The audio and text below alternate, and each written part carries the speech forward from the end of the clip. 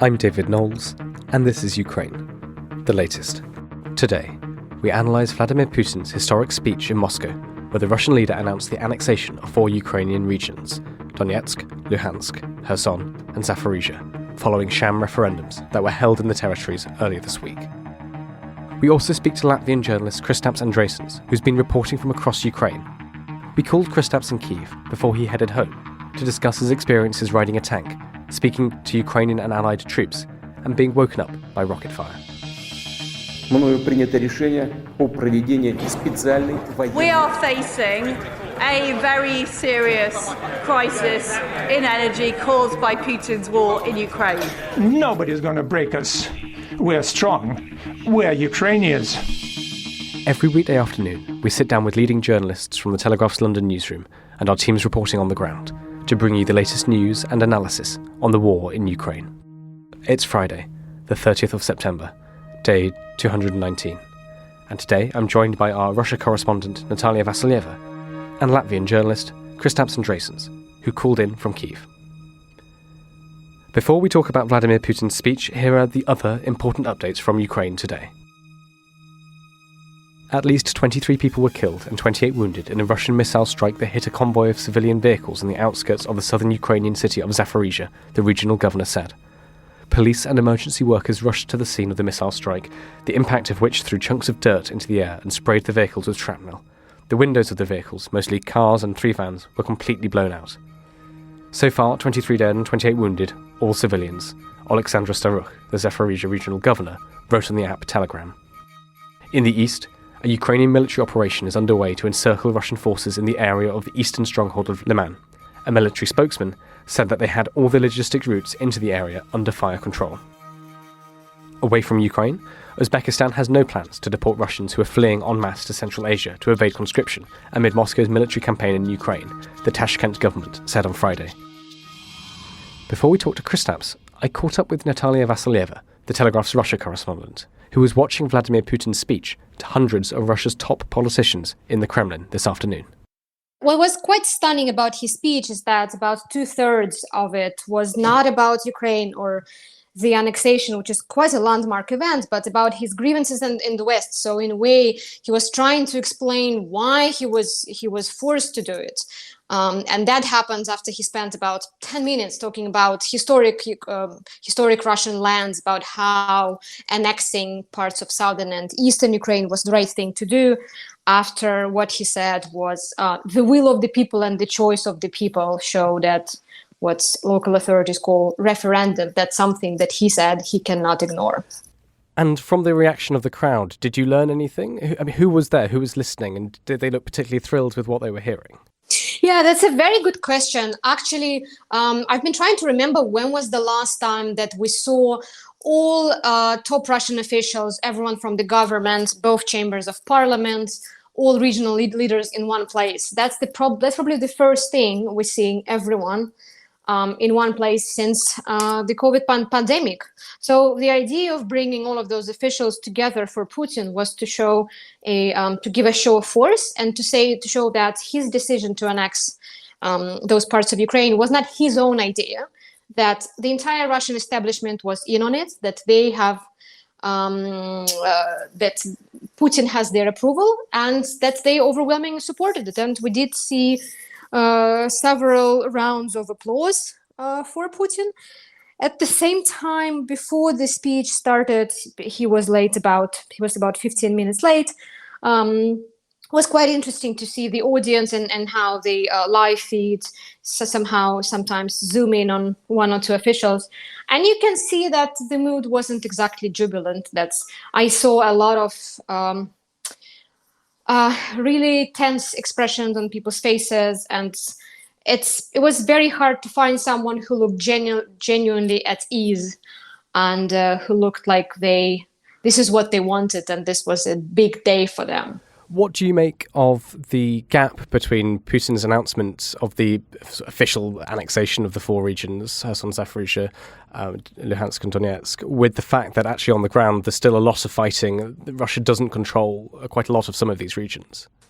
Yes, that's a very good point. And in a way, today's annexation is a response to Russia's losses on the ground, because Russia has been losing a lot of its previous gains in the past couple of weeks. So for Putin, the annexation and making it public and handing it to the Russian public on a silver platter, it allowed him to show that Russia hasn't been losing its men in Ukraine in vain, that whatever news Russians may be getting about the Ukrainian counteroffensive, we still made gains in Ukraine, and we're now going to solidify it. We're going to seal a stamp of approval on that and say, this is our land and it belongs to us. And as he put it, he said, this choice was made. This is not under discussion.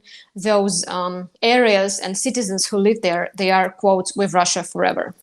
You mentioned at the beginning of this section that he spent quite a lot of the speech not actually talking about Ukraine, but about the West and about all sorts of diverse and slightly tangential social issues. For our listeners who don't follow Putin's speeches too closely, is this normal for him? How does this come across to you? Do you think that he's moving further away from the Putin of 2 years ago, or how do you read it? This is sadly absolutely normal. This is exactly the same rhetoric we heard in Putin's annexation speech in 2014, when Russia put its stamp on the illegal annexation of Crimea.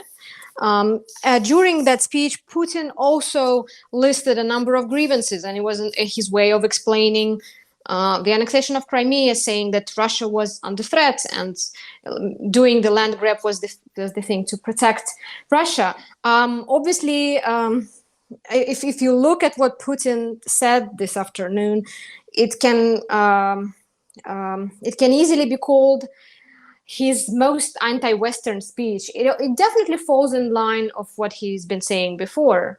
But in recent years, or especially before the Crimean annexation, these were just words. And this was the rhetoric which won Putin votes, which a lot of Russians supported and backed. This time, talking about the West and things like liberal values or gender rights, this time all of that stuff allows him to show to Russians that we're not just fighting for a piece of land in another country, but we're fighting, as he put it, for Russia's survival and for the preservation of Russia's traditional values and the way of life. Something our associate editor Dominic Nichols has been saying recently is that the recent Ukrainian successes on the battlefield have allowed the Ukrainians to take the initiative and gain the momentum in this conflict, and they are the ones on the ground dictating the pace and deciding what to do. Do you see today as Putin's attempt to regain the initiative? And if so, do you think he'll succeed? It was definitely his step on a chessboard of the warfare, so to speak. And it was very interesting to watch the leaders of Zaporozhye and Kherson, the regions which are the Russia-controlled parts of those regions, which are under increased Ukrainian attacks. It was very interesting to see how uncomfortable they look, how they, dart their eyes here and there, and a lot of them looked as they were at ill ease. And obviously, for them, it was a moment of support from Putin that he needed. It was a symbolic gesture because we still don't know what exactly Russia annexed. Because just about an hour ago, when reporters asked Putin's spokesman about the borders of Zaporizhzhia and Kherson, and Russia controls just parts of those regions, he was not able to say if Russia was formally annexed those regions entirely, as in within the regional borders of Ukraine, or they were annexing parts which were currently under Russian control. So this is obviously a symbolic gesture, sort of as a more attempt to boost morale in those areas and maybe boost morale of Russian soldiers, but that definitely doesn't change the situation on the ground. Did anything surprise you about the speech? Did you hear anything that we maybe weren't expecting?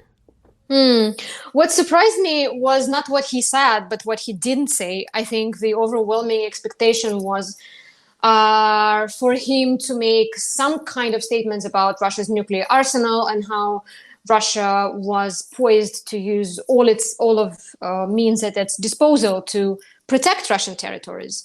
And by annexing those parts of Ukraine, Russia in its own eyes, makes it their own land. So in theory, it would allow it to use all sorts of weapons, including nuclear weapons, if those areas are under attack, saying that our land is being attacked, we have to respond. So Putin made no mention of nuclear weapons at all, apart from the point where he spoke about, where he gave this little history lecture, and he spoke about American colonialism and how Americans dropped bombs on Hiroshima and Nagasaki.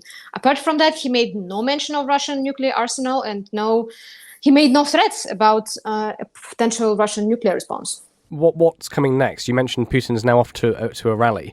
How do the next few days look for you? Yeah, Putin is off to the major rally. Obviously, it's another symbolic moment. He wants to rally support. He wants to produce a colorful picture for state TV, so that viewers at home, wherever they are, can see cheering crowds. And maybe if the viewers are against the war or having doubts, or maybe they're scared about mobilization and the prospect of their sons getting called up, they can see the scenes of jubilation, and it would give them idea that, probably a lot of people support Putin, while we don't. In terms of what happens next, this annexation is going to be rubber stamped all the way in recent days. It will have to pass through both chambers of Russian parliament and the constitutional court for ratification, but it's basically a formality at this point. And after that, once it's formally part of Russia in the Kremlin's eyes, I think it's very important to watch developments on the ground and how Russia will be reacting to the Ukrainian counteroffensive on the territory that Russia now regards as its own. Nataliya, Vasilyeva, thank you very much for your time. Thank you. I'm joined by Kristaps Andrejsons, Latvian journalist and podcast host of the Eastern Border podcast. Kristaps, thank you so much for your time. Can you tell us a little bit about where you are now and what you've been up to? Hi, everyone. I hope my sound is fine. I'm in an internet cafe here in Kyiv. That was the only place I could find a spot to sit down right now, which wasn't too loud. I'm a journalist from Latvia. I've been here previously, the early September, when we talked about Soviet monuments in Latvia. I've been in the front lines in Kherson, in Mykolaiv, for a few days. We rode a tank. We got shelled by artillery. Covered the events there on the southern front of the Ukrainian war. And could you just give us your broad impressions of the front lines and life there as they stand at the moment, before we go into more depth and ask you about some of these individual places? Well, in one sense, it's kind of more characterized by the response that was given to me by the governor of the Mykolaiv region, Mr. Kim, who's a Korean Ukrainian. And he stated that everyone has stopped worrying to such a degree that it's even a bit dangerous for their own security. The situation being that kids go play around in like playgrounds and everything, yet, well, they also kind of ignore air raid alarms. And there's a lot of issues with water and everything, but people are optimistic. And even in the villages near the front, there's still some life there. People are farming, kids are playing around. Everyone seems to be hopeful and very well kind of adjusted to this war, although you have to say that might not be a good thing when people have to get used to being in a war zone constantly. So when did you arrive in Ukraine, and where did you go first? Well, this is my third time here. I had been here in the very early days of the war. I went through with people getting refugees in from the Polish border. Then the second time I was here, I was in Bucha and Irpin, and this time I arrived in Kyiv, and then with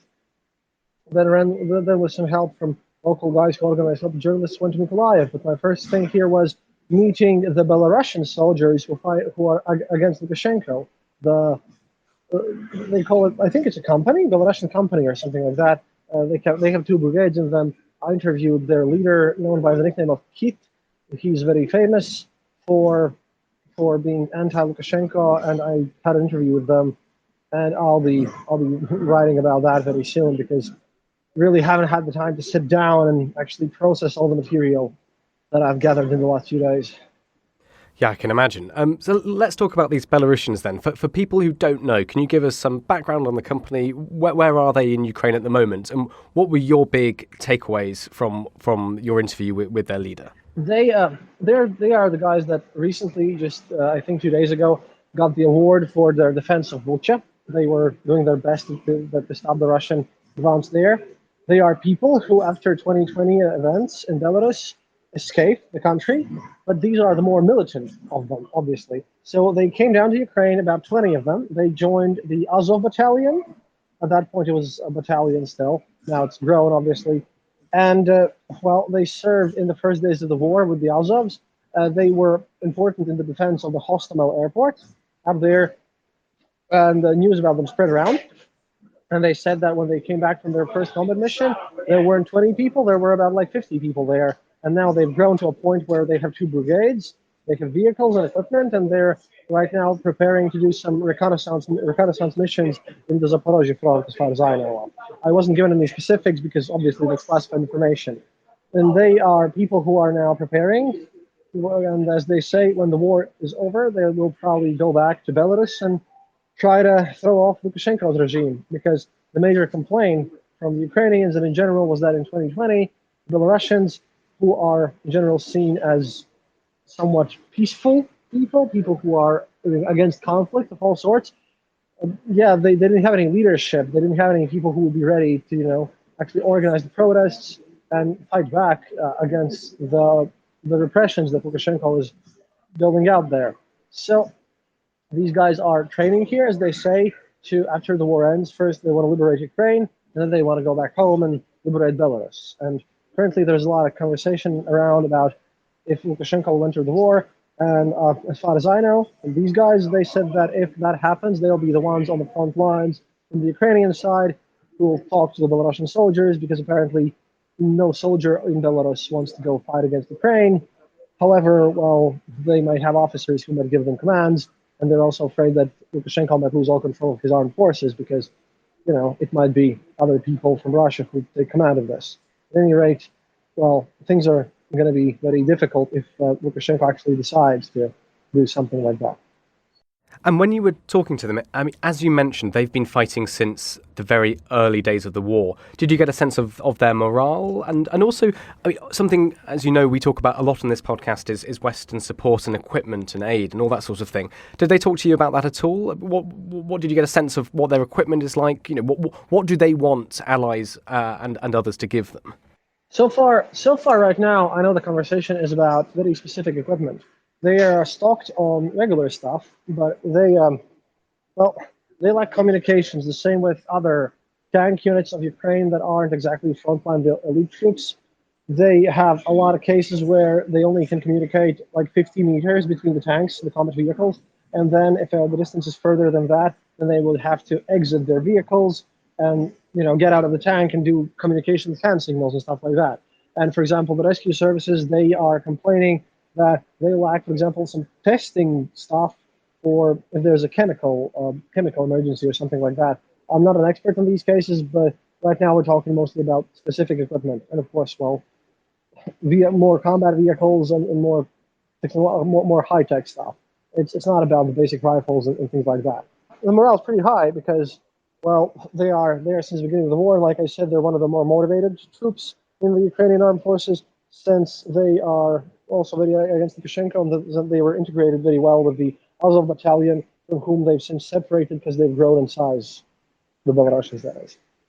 And did you get a sense of, we know ordinary Ukrainians often call the Russian troops orcs for their violence and disregard for humanitarian law.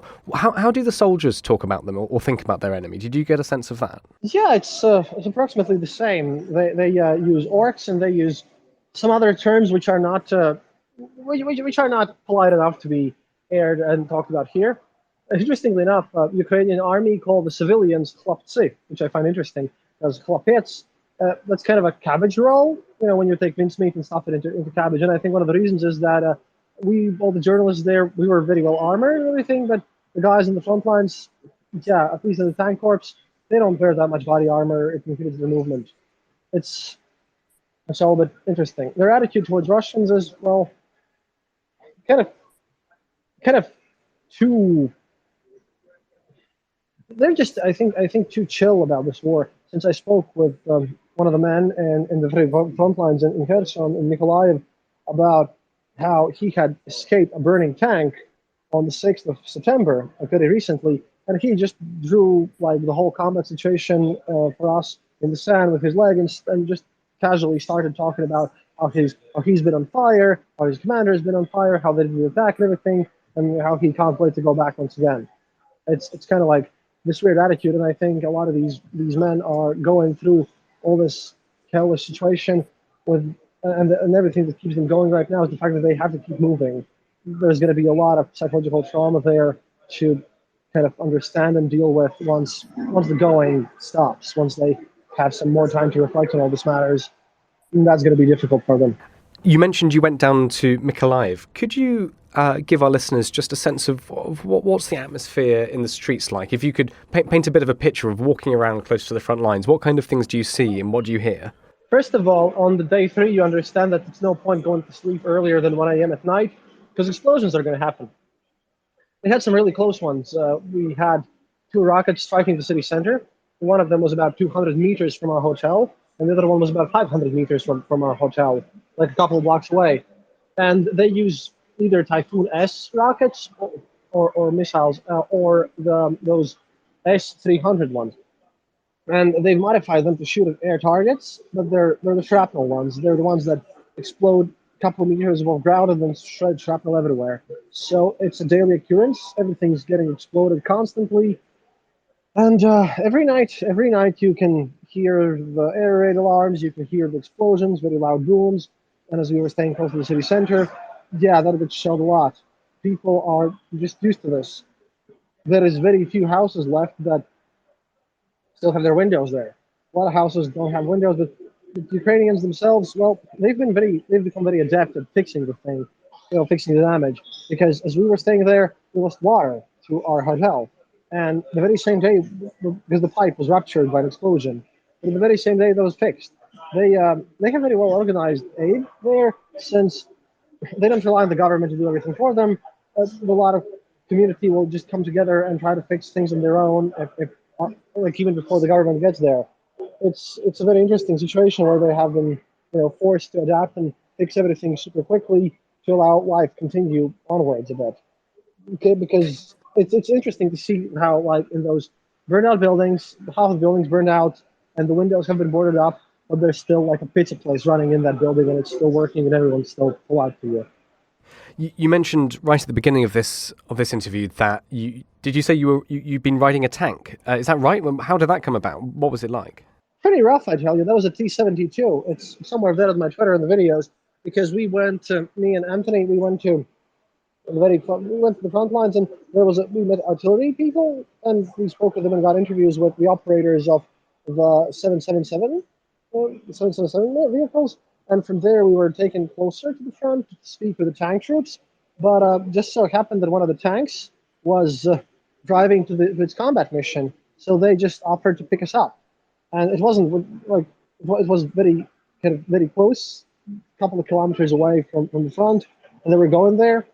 And yeah, we literally hopped on this tank, and well, we're driven through this. It was a surreal experience because a lot of these tracks where the tanks go, well, there's still life there, and we're driving on a tank through this field. There's like a local farmer who's still working in the field. There are cattle there, sheep and goats and little kids who just come to you and say Slava Ukraini while we're driving there. It's a surreal experience, really. Although a bit dangerous one, because our local guide there said that, well, if the Russians have the capabilities, they know what everything is. They know where we're going, and they don't have drones there, but if they really wanted to, they would probably attempt to shoot at our positions, but thankfully that was just a single tank, and that didn't happen. Although we got lucky then, because as we left on that day, there was an explosion in Mykolaiv, again in the center, when 2 people died and 12 more were wounded by one of those cartridge rounds, those air bursting ones. So, that was a real danger. But yeah, we spoke with these people. The story of the tank crew comes from those tank guys who drove us near the battle lines. And just speaking about the fighting in the south. There's been some speculation that given the onset of autumn and colder temperatures, things might start to slow down. What's your impression? Is it still incredibly tough, incredibly violent, and pretty much 24 hours a day? It's less active because whole of that region was a diversion maneuver. It wasn't the main battle line. It wasn't the counter main direction. So all the people there, they complain about the fact that they haven't been reinforced. They've been there, a lot of them, all 7 months without rotation, only maybe once or twice getting home for like a day or two at best. And it's tough there for the Ukrainians. Winter clothing, of course, welcome, but it's south, so it won't be as bad as in more northern directions. But in general, so far, they're super happy that people are donating the winter clothing stuff. Everything else is more or less okay, but right now there's a lot of programs. St. Javelin is doing another drive of charity, which I'm supporting. But the situation on the Russian side with the winter clothing, with the medical supplies, with all that, is much, much worse because it's all been stolen due to corruption, basically. One of the big topics, as I'm sure you know, over the past couple of weeks has been Russia's new mobilization drive. How do the Ukrainians see this? Are they... Because I was struck by talking to some Ukrainians how they were, relatively worried. It's still a hell of a lot of men coming armed with guns towards them, despite all the sort of the videos we're seeing of troops sleeping out in the open. There's been a video yesterday of Russians sort of deliberately harming themselves to avoid the draft. What's the feeling of the troops on the ground? Are they worried by this, or do they just take it in their stride?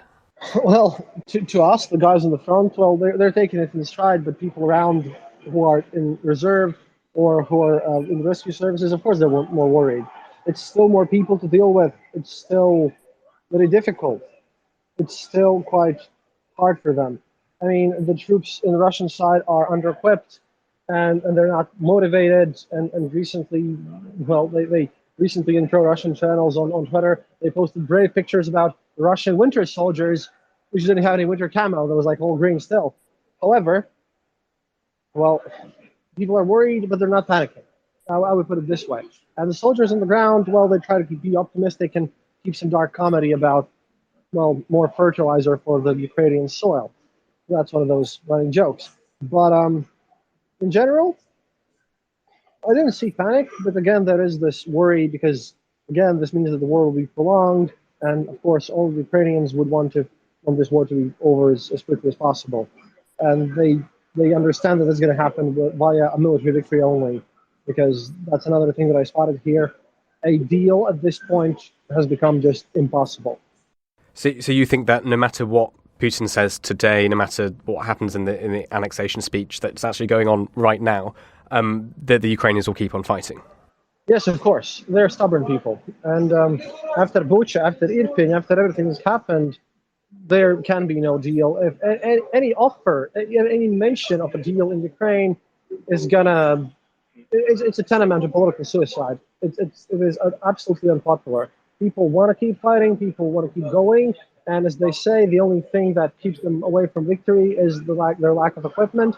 And they're happy about the new HIMARS that they're getting. And they're happy about their new vehicles because they like those things. They like metal, they have the manpower, and they have the willingness to fight, definitely.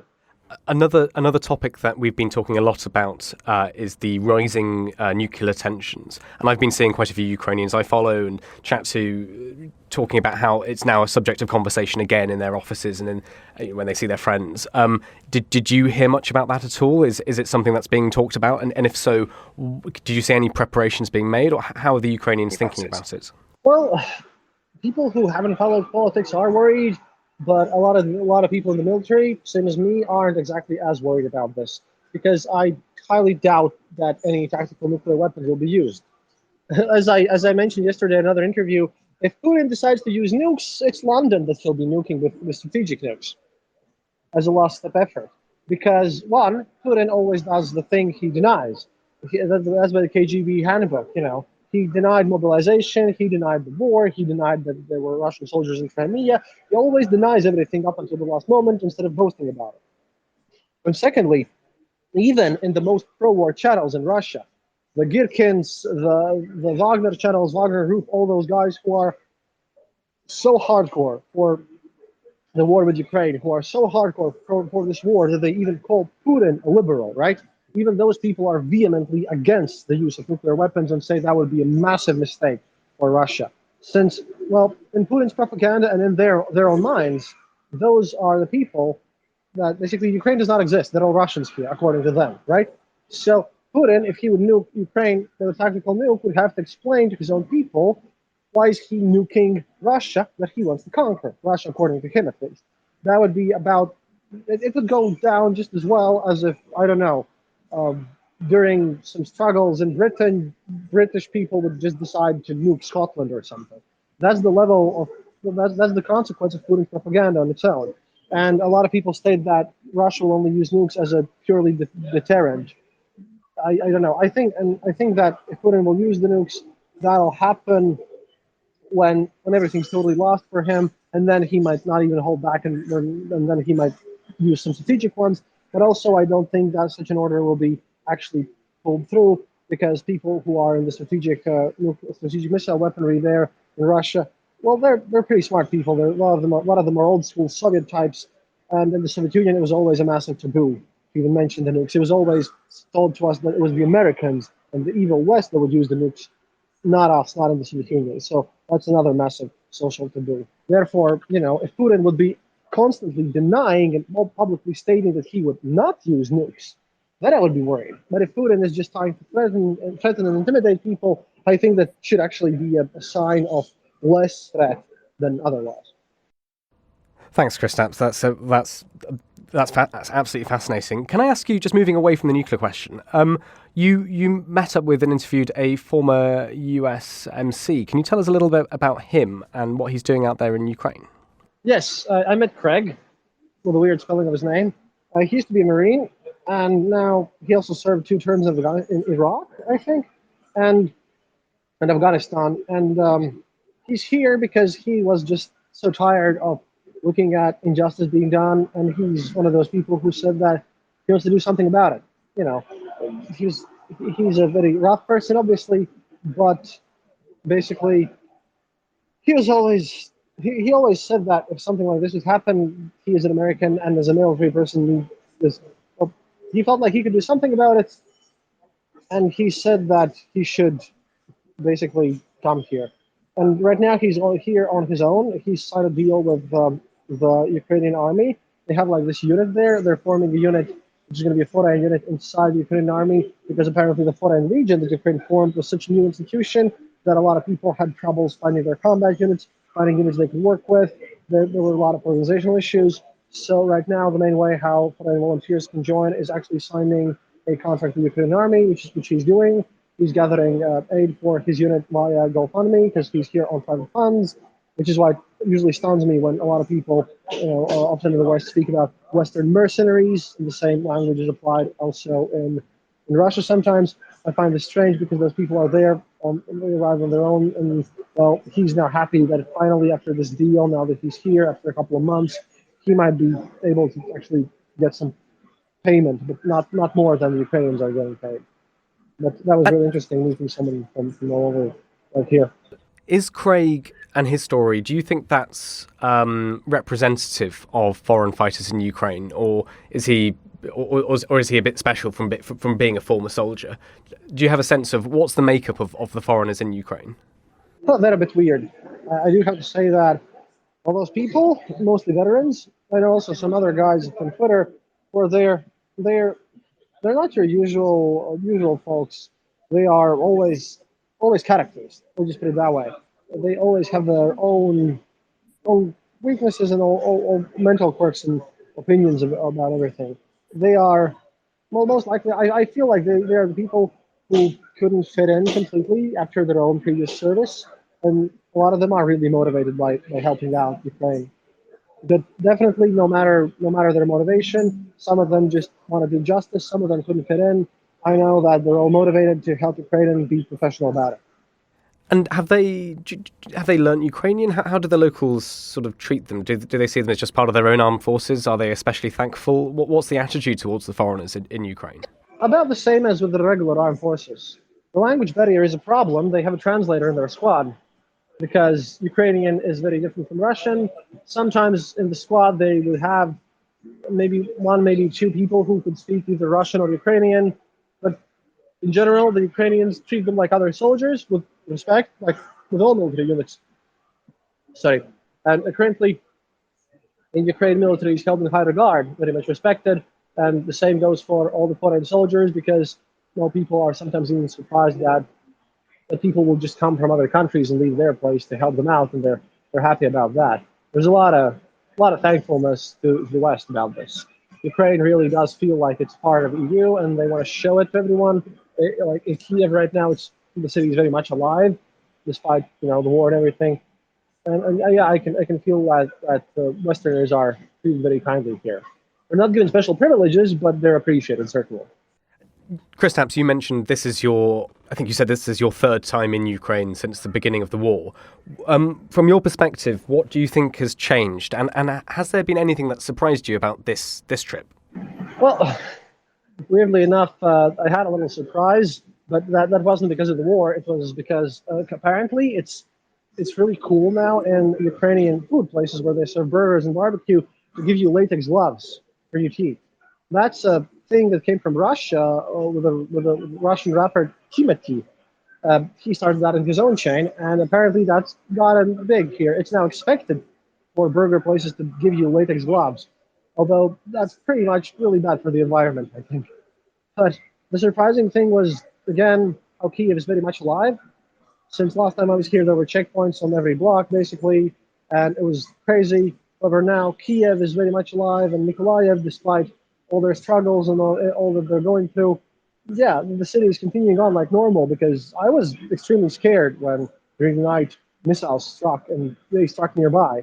I could hear them, I could feel them, and it's a kind of a very strange and dreadful feeling when you're trying to go to sleep and then you're woken up by booms and car alarms and literally your house just shaking. And these people, they're just used to it. What surprised me really was their tenacity. And again, like I said before, the very fact that even on the front lines, they're farmers who still do their field work and everything. The sheer fact that this place does not feel grim, it feels determined, it feels alive, and it feels like everyone here knows what they're fighting for. I was pleasantly surprised about that. I completely agree with you on the rubber gloves for eating burgers. That happened at Kyiv Food City. It was a complete surprise to me and Anna Vertson as well when we had that. Never seen that before, so I totally agree with you there. From your trip this time, I mean, I'm curious to know, having been there on the front lines in the south, do you think there's anything that the media in the West or anywhere really, is there anything that we miss that's a big thing in Ukraine or big thing on the front lines in Mykolaiv that's not being picked up or not being talked about enough? I think it's the naval forces, because Ukrainians still have some naval capabilities, little limited ones, but they do missions, and we haven't heard about the Ukrainian Navy as much. But I spoke with people from the Navy, and yeah, they're still doing things, getting supplies here and there, doing stuff. Yeah, that's important. And also, one of the important aspects is that a lot of people look at the maps right now, but they don't understand the sheer scale of the river. Like Dnieper itself is huge, especially when you go down south. It's not just something that you can throw a bridge over in one day. So over here, when you look at like all the straits there and everything, the water, there's a lot of water. So when you look at, for example, the bridge that was exploded recently, which connected, which was used to supply the troops to Kherson, then you don't understand the scale of the difficulties of getting across that the Russians are experiencing now, unless you really see it, and it's hard to see because it's under Russian occupation. That's one thing. It's just that once you get to the river there, it seems like you've gone to the sea. The sheer scale of things is crazy. And also the fact that the Russian army, for example, in this war, they don't have a lot of things that you would expect in the Russian army. People make do without everything happening. I think the biggest surprise here would be about everyday life, and that a lot of everyday day-to-day things are done quite differently than in the West because of sheer lack of materials and things like that.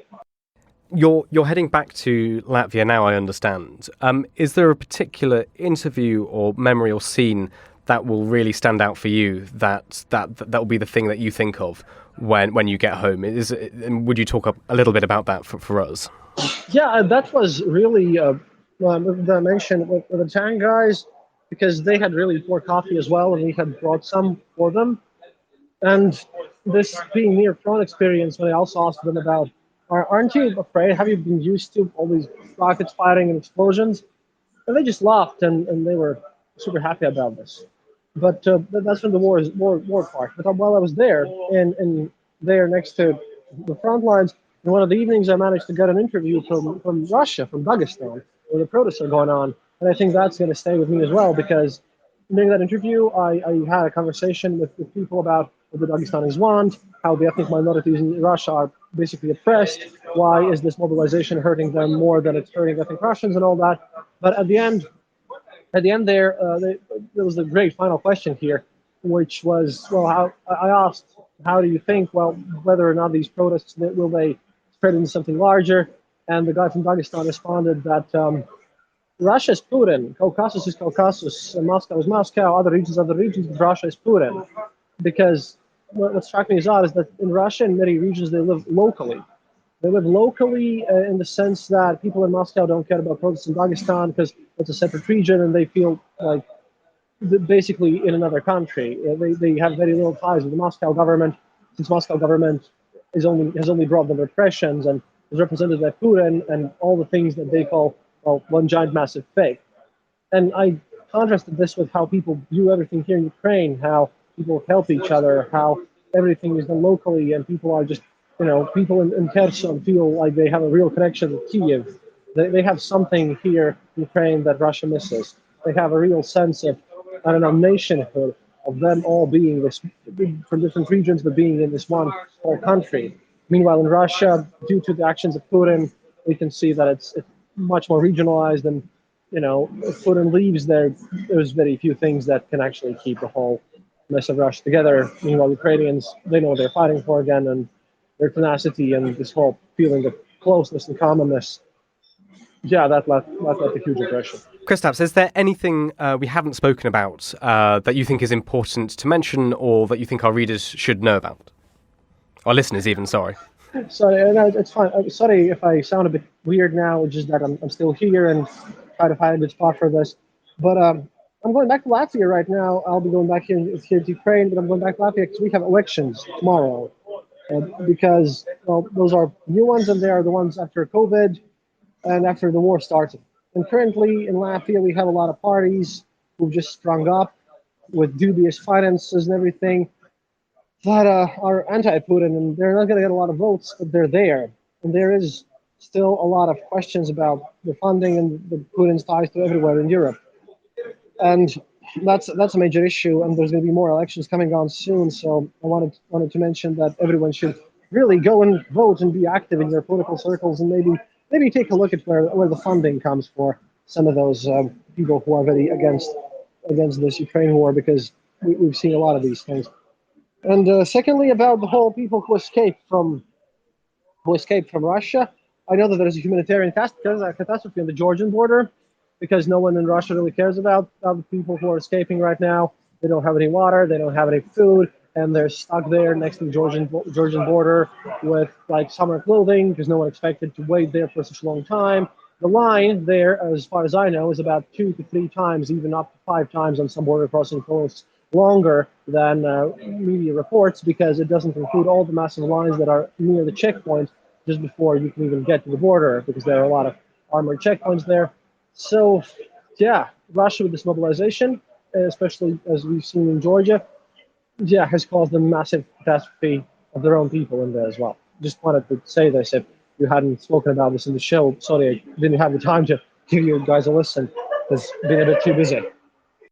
No, absolutely no worries. Thank you so much. Kristaps, can you tell our listeners, thank you, well, first of all, thank you so much for coming on. Thank you so much for speaking to us and fitting us into your incredibly busy schedule. You've mentioned an awful lot of interviews you've been doing and reports you've been working on. Where can listeners find them? How can they follow you? Oh, well, here on Twitter, it's Eastern Border, at Eastern_border, or just write up the Eastern Border on any podcast app. You can find me there. Otherwise, I do written media in Latvian, so you're going to have a hard time with that. But I'm writing an article for the Foreign Policy magazine in English about the Belarusian troops. I'm going to be riding on my 12-hour train ride tonight, so I hope to get this out soon. But mostly, yeah, just your favorite podcast app, the Eastern Border. I've been out there, been doing more reporting, and well, I hope to have a nice cooperation with you in the future as well. You know, if you want me, I'll be glad to work with you guys.